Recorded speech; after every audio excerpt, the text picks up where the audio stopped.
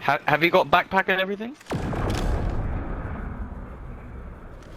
Okay, let's fucking do this, yeah? I don't know what we gotta do, but let's find it.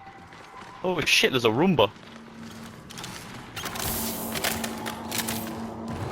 Pēdējo 10 gadu laikā man neviena šaušanas spēle nav tā aizrāvusi kā maratona. Jā, maratona ir kārtējā šaušanas spēle.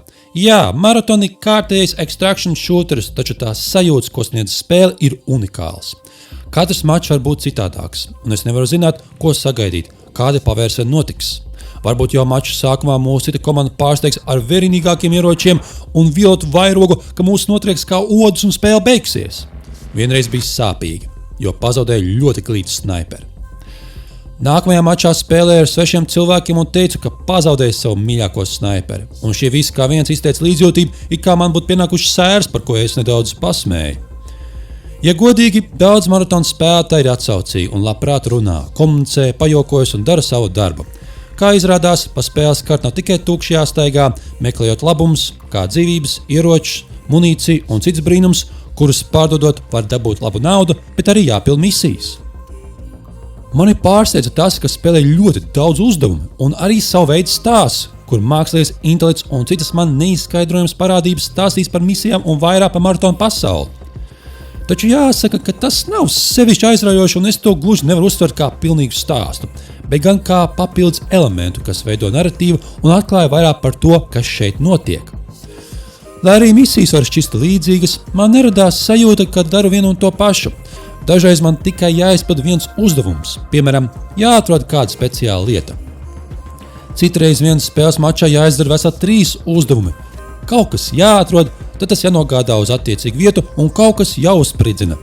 Un pie reizes beigās veiksmīgi jāteleportējas, jeb exfil, lai tiktu prom no tās pasaules. Lūk, tas ir izaicinājums, jo, ja nomirsti, visi 3 uzdevumi būs jāpild pa jaunam nākamajā mačā. One down.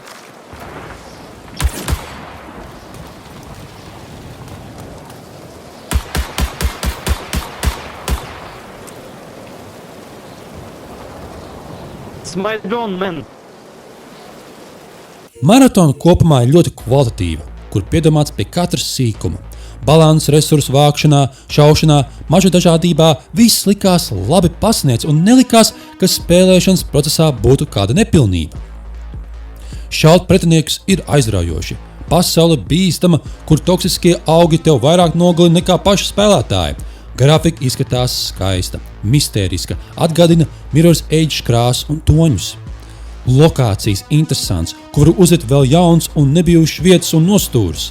Kustināt ieroci un vadīt savu varoni ir plūstoši un patīkami. Tik man dažreiz bija problēmas ar internetu savienojumu, ka pat no spēles izmet ārā. Vai arī viss vispār nevarēja tikt mačā. Tas notika ļoti reti. Katram varonim pie reizes ir savas spējas, un es izvēlējos vienu cīkstuni, kas prot ātrāk skriet un lekt 2 reizes augstāk. Atminos, ka mačā palika pēdējās minūtes, un mums ar komandu ir jātaisās lapās. Mēs skrienam kā vējuši uz pēdējo teleportāciju un jūtam, ka nespēsim. Es ieslēdzu savus varoņu superspējas un auļoju 2 reizes ātrāk. Uzspēju pēdējā sekundē par Matties, kamēr maniem tas neizdevās, un viņi zaudēja visu. Sajūtas bija vienreizējas.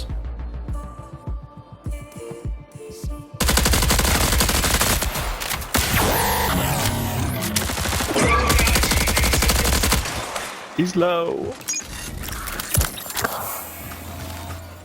Man patīk šādi momenti, ko sniedz maratona, kad dažreiz man jāizdara būtiski lēmumi. Proti, esmu izpildījis visus uzdevumus, un viens jauks spēlētājs man palīdzēja.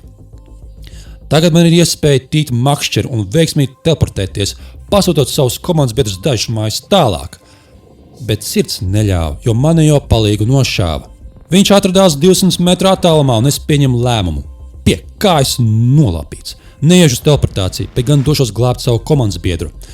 Man tas izdevās. Es tiku pie viņa un atdzīvināju, bet nezinu, kurienes izlīk kā cits spētais ar nazu rokās un mūsu abus apvāca.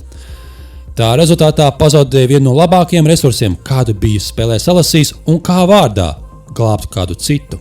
Un mani tas mierināja, jo, lai cik muļķīgi tas izklausītos, tas parāda, kāds cilvēks esi. Proti, citi spēlētāji vienkārši uzmet, piemēram, atstāja to vienu pašu, vai arī, kad es nomirstu un viens mans komandas biedrs otram saka tā: paņem viņu ieroči un paigam prom! Atzīšu, ka pats neesmu bijis vienmēr ar baltiem cimdiņiem, bet bija interesanti pavērot sevi, kā pieņemu lēmumus un kas man šķiet ētiski vai pareizi rīkoties attiecīgā situācijā. Marathon ir viena no labākajām šaušanas spēlēm, kādu esmu spēlējis, un pēdējo 10 gadu laikā pirmās personas šutera žanrā aizrāvis visvairāk. Pat pēc vairāk kā 50 nospēlētām stundām spēle visu laiku ievelk un ir interesanti. Nemirkli nebija garlaicīgi, pat naktīs varēja mierīgi spēlēt, kamēr citās spēlēs būtu aizmirsts. Marathon ir lieliska, svaiga, ar rūpēm bagāta šaušanas video spēle, kuru var ieteikt ikvienam.